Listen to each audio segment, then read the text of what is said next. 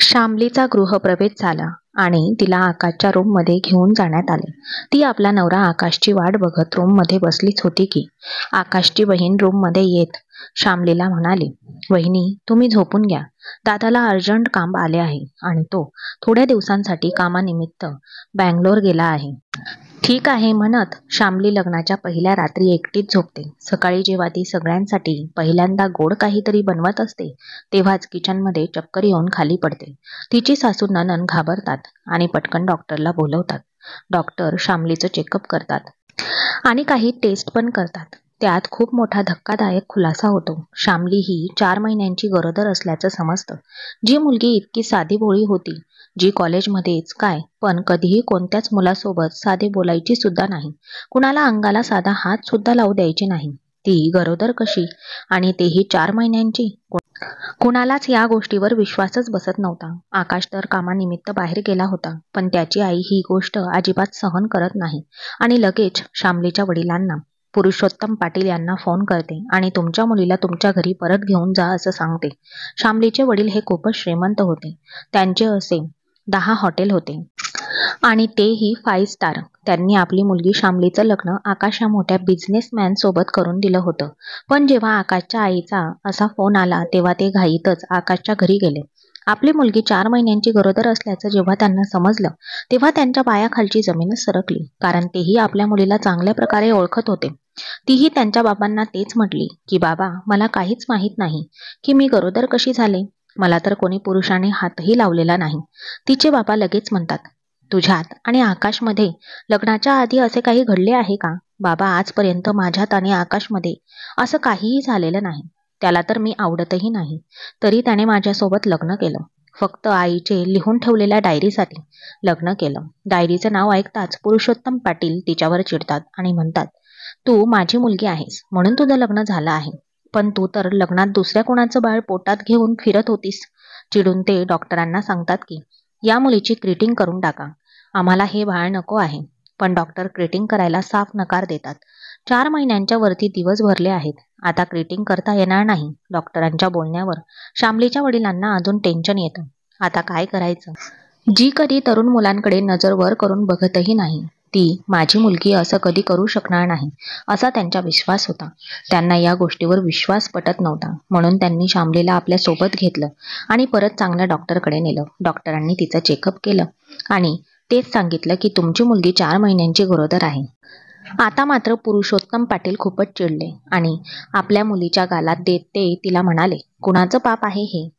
तुझ्या सासूने मला सांगितले की तुझा नवरा तर कालच बिझनेससाठी काही दिवसांसाठी बाहेर गेलाय. म्हणजे तुमच्यात तर काहीच झालं नाही, तर या बाळाचा बाप कोण?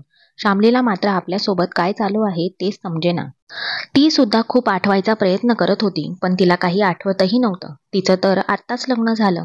आता आकाश आणि त्याची फॅमिली माझ्या मुलीला सोडून देतील, माझ्यासोबत पार्टनरशिप तोडतील, म्हणून ते खूप टेन्शनमध्ये जातात आणि शामलीला बोलतात, तुझी आई मेली तेव्हा तूही तिच्यासोबत मरून जायचं ना. असे दिवस मला पाहायला तरी भेटले नसते. कुठं तोंड काळं केलंस तू. मला कुणाला तोंड दाखवायलाही जागा ठेवली नाहीस. तुझ्या पोटातल्या मुलाचा बाप कोण हेही तुला माहीत नाही. आता काय करायचं? आता आकाश तुला तुझ्या पोटातल्या बाळासहित स्वीकारेल का? पुरुषोत्तम पाटील आपल्या मुलीला खूप ऐकवत होते.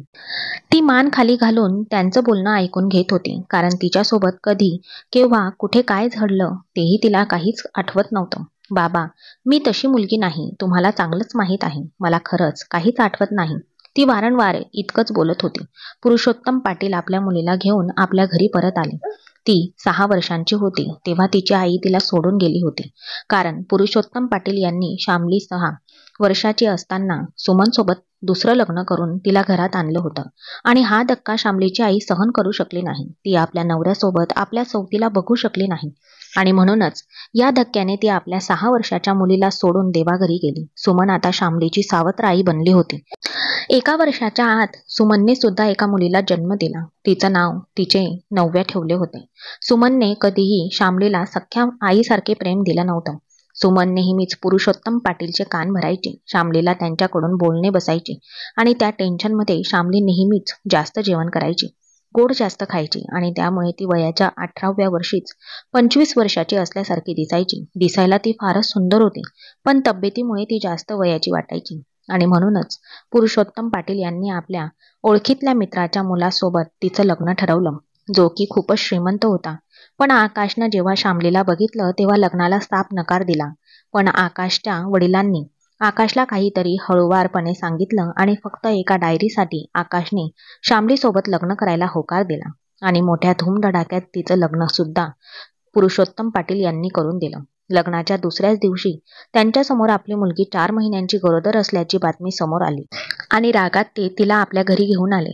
मुलीलाही काहीच आठवत नव्हतं, म्हणून पुरुषोत्तम पाटील यांनी आपल्या घरातील CCTV कॅमेरे चेक केले, तेही गेल्या 6 महिन्यांपासूनचे, आणि त्यांच्यासमोर अजून मोठं रहस्य उघडले. पण त्यांनी ते रहस्य गुपित ठेवले. कदाचित एक बाप म्हणून त्यांनी विचार केलाच नाही. एक बिझनेसमॅन म्हणून त्यांनी या गोष्टीकडे बघितलं. आकाश काही दिवसांनी जेव्हा घरी आला तेव्हा शामलीबद्दल त्याला ऐकायला मिळालं. तो खूप चिडला आणि मला या मुलीसोबत घटस्फोट घ्यायचा आहे असे म्हणू लागला. पण त्याच्या वडिलांनी परत एकदा त्याला तिच्या पोटातल्या बाळासहित स्वीकारायला सांगितलं, कारण पुरुषोत्तम पाटील यांच्याकडून त्यांच्या बिझनेससाठी महत्वाची डायरी की शामलीच्या आईने लिहून ठेवली होती ती मिळणार होती. आणि म्हणून मोठ्या मजबुरीने आकाश पुरुषोत्तम पाटीलने त्यांची माफी मागितली. माझी मुलगी अशी नाही, तुम्ही तिला स्वीकारा, म्हणू लागला. पण यावेळी आकाशने तिच्या चेहऱ्याकडे बघितलं आणि तिच्याकडे जात तो तिला म्हणाला, कुणाचं पाप आहे हे? मी तर साधा तुला हातही लावलेला नाही, कारण मला तर तू अजिबातच आवडत नाही. स्वतःला एकदा तू कधी आरशात बघितलं आहेस का? तिचा अपमान करत तिला तो काहीही बोलू लागला.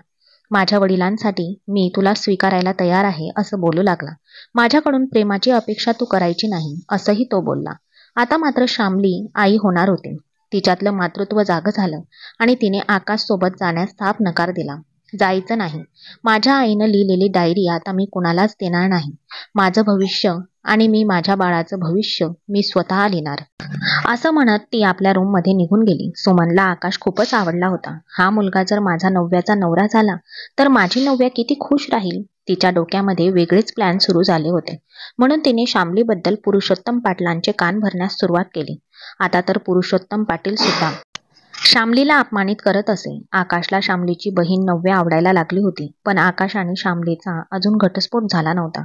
मी तुमच्या नव्यासोबत लग्न करायला तयार आहे, पण मला ती डायरी हवी, असा आग्रह परत आकाश पुरुषोत्तम पाटलांकडे करतो. आकाशचा प्रस्ताव पुरुषोत्तम पाटील यांना आवडला होता, पण घरात 9 महिन्यांची गरोदर मोठी मुलगी असल्याने त्यांना निर्णय घेणे शक्य नव्हतं. तेही खूप मोठं रहस्य आपल्या हृदयात दडपून बसले होते, कारण काही गोष्टींचा फायदा त्यांचा होता. शामलीला प्रसूतीच्या वेदना सुरू झाल्या. पुरुषोत्तम पाटील यांनी तिला दवाखान्यात नेलं. 2 जुळ्या मुलांना शामलीनं जन्म दिला. तिने आपल्या छातीचं दूध त्याला पाजलं. एक मुलगा आणि एक मुलगी तुम्हाला झाली आहे, असं नर्सने शामलीला सांगितलं. आपल्या दोन्ही मुलांना बघून शामली खूपच खुश झाली. आजपर्यंत ती कधीही इतकी आनंदी नव्हती. इतका आनंद तिला आपल्या दोन्ही मुलांना बघून झाला. पण तितक्यातच भुलीमुळे तिचे डोळे बंद झाले. डोळे उघडले तेव्हा तिच्याकडे फक्त एकच मुलगी होती. मुलगा चोरीला गेला असं सांगण्यात आलं. ती खूपच दुःखी झाली. आपल्या मुलाचा तिने सगळीकडे शोध घेतला, पण तिला मुलगा मिळाला नाही. पुरुषोत्तम पाटील यांनी शामलीला तिच्या मावशीकडे काही दिवसांसाठी पाठवून दिलं. आता शामली आपल्या मुलीसह तिथे रमली गेली, म्हणून काही वर्ष ती तिकडेच राहिली. मुलगी 5 वर्षांची झाली होती, जिला ती लाडानं पिहू म्हणायची. शामली जेव्हा जेव्हा पिहूला आपल्या डोळ्यासमोर बघायची तेव्हा तेव्हा तिला तिच्या त्या चोरी गेलेल्या मुलाची खूप आठवण यायची. पिहू आता 5 वर्षांची झाली होती, म्हणून ती आपल्या आईकडे आपल्या पप्पांबद्दल विचारायची. पण शामलीला काहीच माहिती नव्हतं की माझ्या मुलीचा बाप नक्की कोण आहे. माझ्यासोबत असं वाईट कृत्य कोणी केलं असेल, ती विचार करतच होती. तितक्यातच पुरुषोत्तम पाटील म्हणजेच तिच्या वडिलांचा फोन तिला येतो आणि तिला घरी तातडीने बोलवण्यात येते. या 5 वर्षात ती खूपच बदलली होती. ती जरी 24 वर्षाची होती तरी ती फक्त 18-19 वर्षाची सुंदर मुलगी दिसत होती. तिने स्वतःचे हॉटेल सुरू केले होते. तिच्या हाताला खूपच चव होती. आपल्या आईच्या डायरीचा उपयोग करून तिनं आपलं खूप नाव कमावलं होतं. वेगवेगळ्या शहरात वेगवेगळ्या ठिकाणी तिचे रेस्टॉरंट आणि हॉटेल्स होते. तिच्या हॉटेलच्या रेसिपी या खूपच डिफरंट आणि चवीने वेगळ्या होत्या. ज्या लोकांच्या मनात बसत होत्या. आज ती स्वतःच्या पायावर उभी होती. आपल्या मुलीची आई आणि बाप तीच होती. वडिलांचा फोन आल्यावर तिने आपल्या पिहूला सोबत घेतलं आणि परत एकदा त्या शहरात गेली, जिथे गेल्याबरोबर तिची पहिली भेट ही आपल्या नवरा आकाश सोबत झाली. आकाशने तर श्यामलीला ओळखलंच नाही. तिच्याकडे बघून तो तर तिच्या प्रेमातच पडला. इतकी सुंदर मुलगी मी आजपर्यंत कधीही बघितली नाही, असं तो मनोमन बोलला आणि लगेचच आपली ओळख करून देण्यासाठी तो श्यामलीजवळ गेला. आकाशला समोर बघून तिच्या कपाळावर आड्या उमटल्या, पण तिने त्याला बघून न बघितल्यासारखं केलं. त्यानं तर पिहूला बघून लगेचच आपला मैत्रीचा हात पुढे करत तिच्या समोर पकडलं. तुम्ही दोघी बहिणी आहात का, म्हणून हसतच विचारलं. तेव्हा पिहू हसूनच त्याला म्हणाली, ही तर माझी मम्मा आहे. त्याला समोर बघून अनोळखी व्यक्तीसोबत आपण बोलत नाही, म्हणून श्यामली आपल्या मुलीला घेऊन आपल्या वडिलांच्या घरी गेली. तिथे गेल्याबरोबर पुरुषोत्तम पाटील आणि त्यांची बायको सुमन यांनी लगेचच तलाकचे कागद तिच्या समोर पकडले. आकाश आणि नव्याचं लग्न करायचं आहे, म्हणून गरोदर श्यामलीसोबत त्यांचा तलाक होणे महत्वाचं आहे. आपल्या समोरचे कागद वाचून तिने कसलाही विचार न करता त्याच्यावर लगेचच आपल्या सह्या केल्या. सुमनला तर खूपच आनंद झाला. तितक्यातच पुरुषोत्तम पाटील तिला म्हणाले, असं समज आता तू एकटी आहेस. तुझा घटस्फोट आकाश सोबत झालेला आहे. तेव्हा श्यामली हसूनच त्याला म्हणाली, बाबा तशीही मी आई गेल्यापासून एकटीच आहे. हो, पण आता मला जगण्याची उम्मीद मिळाली आहे. माझी मुलगी पिहू. तिला पुरुषोत्तम पाटील म्हणाला, ठीक आहे, पण मला आता तुझ्या आईच्या त्या डायरीची गरज आहे, कारण मला आता नव्याचं लग्न आकाश सोबत लावून द्यायचं आहे आणि त्याची ही डिमांड आहे की त्याला डायरी हवी आहे. तेव्हा श्यामली हसूनच आपल्या बाबांना डायरी देण्यास नकार देते आणि म्हणते, त्यात माझ्या आईच्या आठवणी, माझ्या आईच्या रेसिपी, माझ्या आईचं सगळं काही आहे आणि आता ते फक्त माझं आहे. त्याच्यावर फक्त माझा हक्क आहे. मी ती डायरी कधीही कुणाला देऊ शकत नाही. पुरुषोत्तम पाटील तिच्याकडे चिडतात आणि म्हणतात, तू तर लग्न अगोदरच तोंड काळं करून घेतलं होतंस. आता तरी मला मान वरती करून जगू दे. माझ्या दुसऱ्या मुलीचं लग्न करायचं आहे. लग्नात अडथळा आणू नकोस. तेव्हा श्यामली बोलते, बाबा तुमच्या मुलीच्या लग्नात माझा कसलाही अडथळा नसेल. मी तर इथे फक्त आणि फक्त तुमच्यामुळेच आले आहे. पण इथे येण्यामागचा माझा दुसराही एक उद्देश आहे, तो म्हणजे माझा चोरी गेलेला मुलगा. आता मात्र पुरुषोत्तम पाटील हे जरा गोंधळतात. त्यांच्या चेहऱ्यावर चिंता स्पष्ट दिसत होती. बोलताना ते जरा अडखळतातच. जुन्या झालेल्या गोष्टी आता का परत उकरून काढते आहेस, असं आपल्या मुलीला बोलू लागले. तेव्हा श्यामली बोलली, बाबा जशी माझी मुलगी माझ्यासाठी प्रिय आहे, तसा माझा मुलगाही माझ्यासाठी तितकाच प्रिय आहे. हो, माझ्यासोबत हे वाईट कृत्य कोणी केलं ते मला माहीत नाही. मी कशी प्रेग्नेंट झाले मला माहीत नाही, पण आज मी त्या मुलाची आई आहे, स्वतःच्या पायावर उभी आहे. आता ते सत्य जाणून घेतल्याशिवाय मला चैन पडणार नाही. असे बोलताच ती घरातून बाहेर पडली.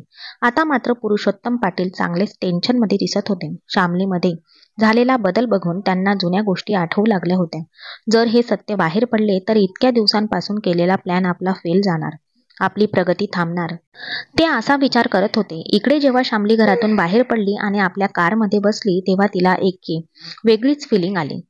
जणू तिचा मुलगा तिला बोलवत आहे आणि तिच्या आसपासच आहे. तिची नजर आपल्या समोर चालणाऱ्या त्या कारवर पडली आणि तिने ड्रायव्हरला त्या गाडीचा पाठलाग करायला लावला. आता ती गाडी एका वेड्याच्या हॉस्पिटल जवळ जाऊन थांबली आणि त्यातून एक 5 वर्षाचा मुलगा एका आजीसोबत गाडीतून खाली उतरला.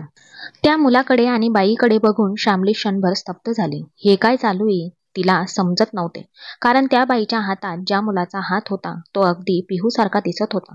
आता श्यामली समजूनच चुकली होती की तो मुलगा माझाच आहे, पण ते इथं वेड्याच्या हॉस्पिटल जवळ काय करत आहेत, म्हणून तिने त्यांचा पाठलाग केला. समोर जे बघितलं तिला धक्काच बसला, कारण समोर तिचा बालपणाचा मित्र महेश होता, जो की आज वेडा आहे. त्याच्या डोक्यावर परिणाम झाला आहे असं डॉक्टर त्याच्या आईला सांगत होते. त्याला बरं व्हायला कित्येक वर्ष जातील हे पण डॉक्टर सांगत होते. तो 5 वर्षाचा मुलगा त्या खुर्चीवर बसलेल्या व्यक्तीचा हात पकडून, बाबा बघा मी तुम्हाला काय आणलंय म्हणत होता.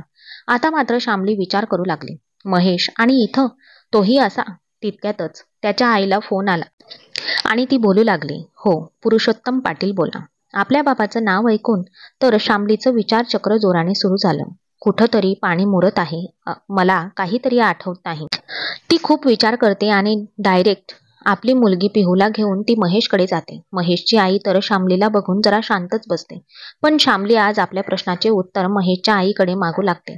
आधी तर त्याची आई, तू कोण, मी ओळखत नाही, तिला असे बोलते. पण जेव्हा श्यामली तुम्ही पण एक आई आहात, मला माझ्या मुलापासून असं दूर करू नका म्हणते. आणि मनावर दगड ठेवून महेशची आई आपल्या मुलासोबत त्या ठिकाणी काय घडले ते सांगायला सुरुवात करते. महेश हा मोठमोठ्या शहरात वेगवेगळ्या जगात खूप मोठमोठे हॉटेल्स चालवायचा. आपल्याकडे सगळं काही भरपूर आहे. महेशसाठी काही वर्षापूर्वी तुझ्या बहिणीचे स्थळ आले होते, पण तुझे लग्न तेव्हा आकाश सोबत नुकतेच जमले होते. माझ्या मुलाची तू वर्गमैत्रीण होती.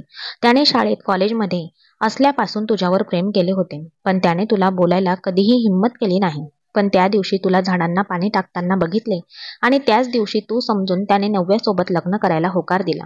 ही गोष्ट त्याला घरी आल्यावर समजली आणि त्याने मला लगेच फोन करून नकार देण्यास सांगितले. मी फोन केला सुद्धा, पण तुझी सावत्र आईने फोन उचलला. मी सरळ बोलले की माझ्या मुलाला तुमची मोठी मुलगी शामली पसंत आहे, नव्या नाही. तेव्हा सुमन बोलली की तिचं लग्न तर आधीच ठरले आहे आणि तरी ती तुमच्या मुलाला लग्नाचा होकार देणार असेल तर तुमच्या महेशला परत घरी पाठवा. दोघं बोलतील आणि तरी ती तुमच्या मुलाला लग्नास होकार देणार असेल तर तुमच्या महेशला परत घरी पाठवा. दोघं बोलतील आणि नंतर मग आपण काय करायचं ते ठरवू. पण त्याच दिवसापासून माझ्या महेशचं आयुष्य पूर्ण बदललं. खरं तर त्याच्यासोबत षडयंत्र रचले गेले. त्या दिवशी घरात कोणीच नव्हते, नव्या आणि तू सोडून. तुझ्या आईने नव्याला सांगितले की हे झोपेचे औषध काहीतरी बहाणा करून शामलीला पाज व हे 2 ग्लास मधील ड्रिंक तुम्ही दोघं घ्या. सुमन तुझ्या बहिणीला बोलली की लक्षात राहू दे, नव्या हा मुलगा हातातून जाता कामा नये. जर तुझं त्याच्यासोबत लग्न झालं तर तू शामलीपेक्षाही मोठ्या घरात जाणार. पण देवाला काहीतरी वेगळंच मंजूर होतं. सुमन सगळं सांगून गेली तर खरी, पण जेव्हा महेश आला तेव्हा तिने त्या ग्लासपैकी एक ड्रिंक त्याला, एक तुला आणि तिने घेतले. तिने जी ड्रिंक घेतली ती झोपेची होती, म्हणून काही क्षणात ती झोपी गेली. पण तू आणि माझ्या महेशने जी ड्रिंक घेतली त्यामुळे तुम्हाला एक प्रकारची नशाच चढली. त्याने तुला त्या दिवशी लग्नासाठी विचारलं, तुला प्रपोज केलं. इतकं प्रेम बघून तू रडू लागलीस आणि मग काय, तू सुद्धा त्याला लगेच मिठी मारलीस. तुम्ही दोघं पण शुद्धीत नव्हते. त्यांचे तर तुझ्यावर खूपच प्रेम होते, पण तुझे लग्न दुसरीकडे जमले होते. तरी पण तू त्याचं तुझ्याबद्दलचं प्रेम बघून त्याला होकार दिलास आणि त्या दिवशी तुमच्यात ते सगळं झालं जे एक नवरा बायकोमध्ये होत असते. तू तर तशीच झोपी गेली. पण माझा मुलगा खूपच आनंदात गाडी चालवून घरी येत होता. त्याने तर मला फोन करून सगळं सांगितलं, पण काही क्षणात त्याचा आवाज बंद झाला. त्याचा ॲक्सिडेंट झाला होता आणि तो कोमात गेला.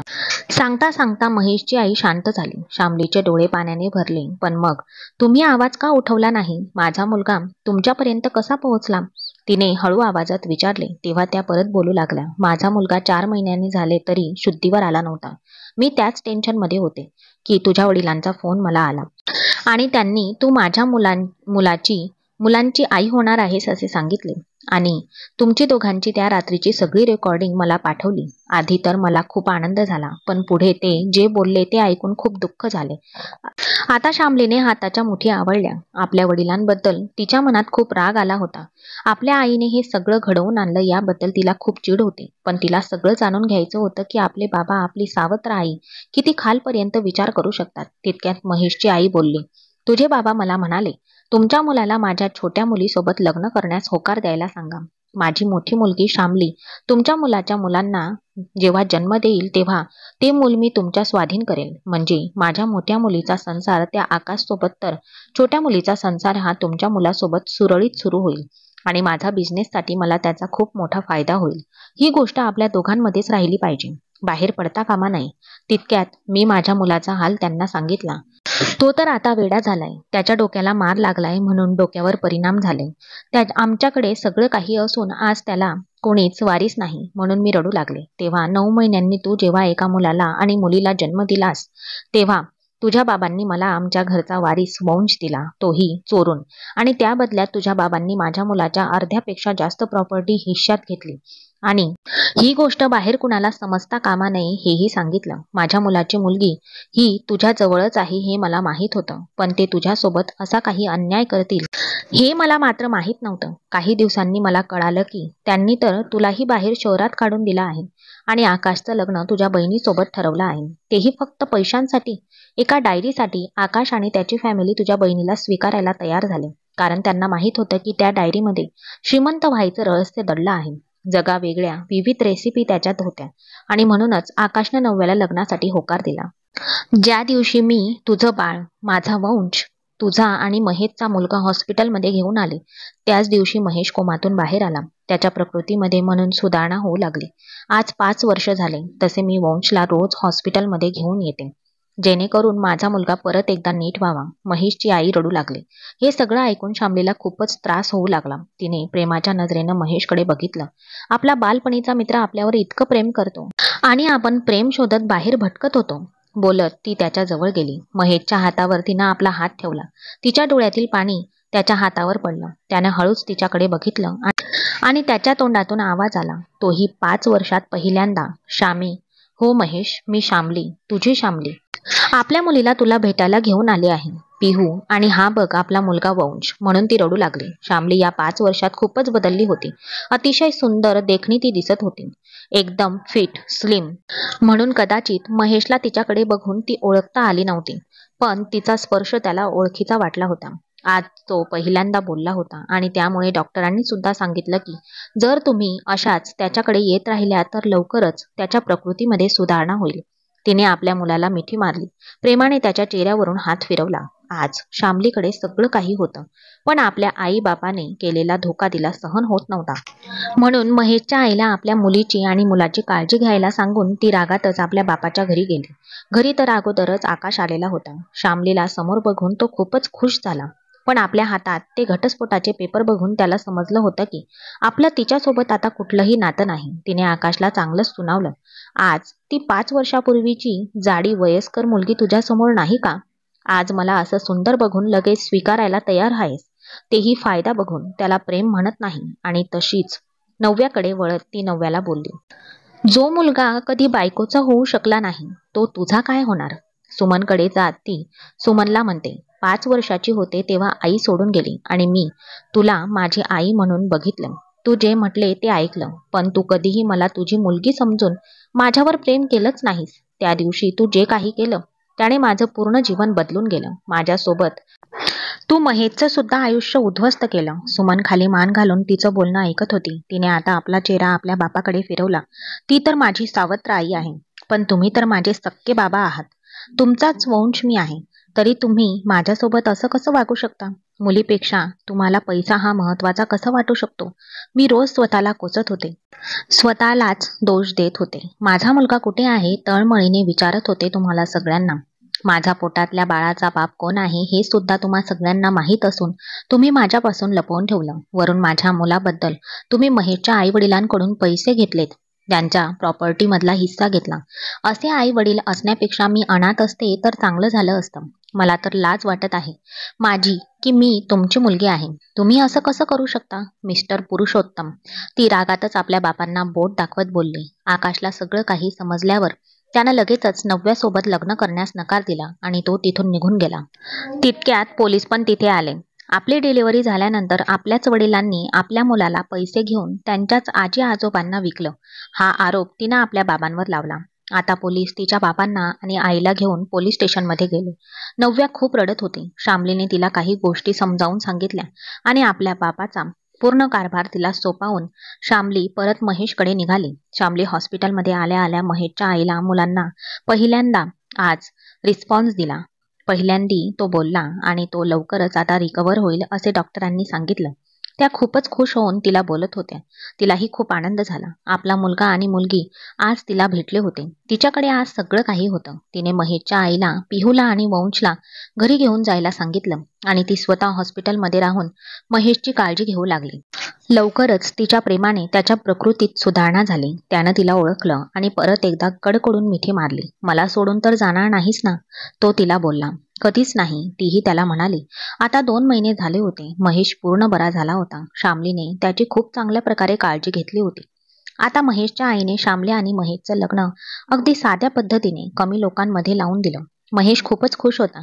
त्याने लवकरच आपला कारभार सांभाळला. त्याने शामलीला सुद्धा कशातच रोकटोक केली नाही. दोघांनी मिळून त्यांचा बिझनेस, त्यांचा कारभार हा खूप मोठा केला आणि आज त्यांच्या मुलासह दोघेही खूप खुश आहेत. आयुष्याने तिला सगळे रंग दाखवले होते. कोण आपलं कोण परक हे सुद्धा तिला समजलं होतं. फक्त रक्ताचीच नाती ही आपली असतात यावरून तिचा विश्वास उडाला होता. नाती रक्ताची नसली तरीही ती प्रेमाने जोडली जातात. आणि तेच खरे नाते असते. जिथे प्रेम असते यावर तिचा आता खूप मोठा विश्वास बसला होता. महेशवर तिचा आता खूप प्रेम होतं, कारण ती जशी होती तशी महेशने तिला स्वीकारलं होतं, तेही 5 वर्षापूर्वी. आणि यालाच प्रेम म्हणतात. प्रेम शरीरावर नाही तर मनावर असावं, हे आज या कथेतून सिद्ध झालं. या गोष्टीचं तात्पर्य, धोका बाहेरचेच लोक नाही तर आपले रक्ताचेच माणसं करतात, हे या गोष्टीतून शिकायला मिळतं. कर्म चांगले करा म्हणजे चांगलं होईल, नाहीतर फिरून याच जन्मात ते पाप फेडावं लागतं. प्रेम माणूस बघून नाही तर त्याचं मन बघून करायला शिका. कारण पैसा कितीही असला पण तिथे प्रेम नसेल तर तो व्यक्ती आयुष्यात कधीही सुखी राहू शकत नाही. मित्रांनो, आजची कथा तुम्हाला कशी वाटली हे कमेंट्समध्ये नक्की कळवा. तुम्हाला ही कथा आवडली असेल तर व्हिडिओला लाईक करा आणि अशा छान छान कथा ऐकण्यासाठी चॅनलला सबस्क्राईब करून बेल आयकॉन प्रेस करा. वॉलवर सेट करा म्हणजे पुढचा व्हिडिओ तुम्हाला लगेच मिळेल. धन्यवाद.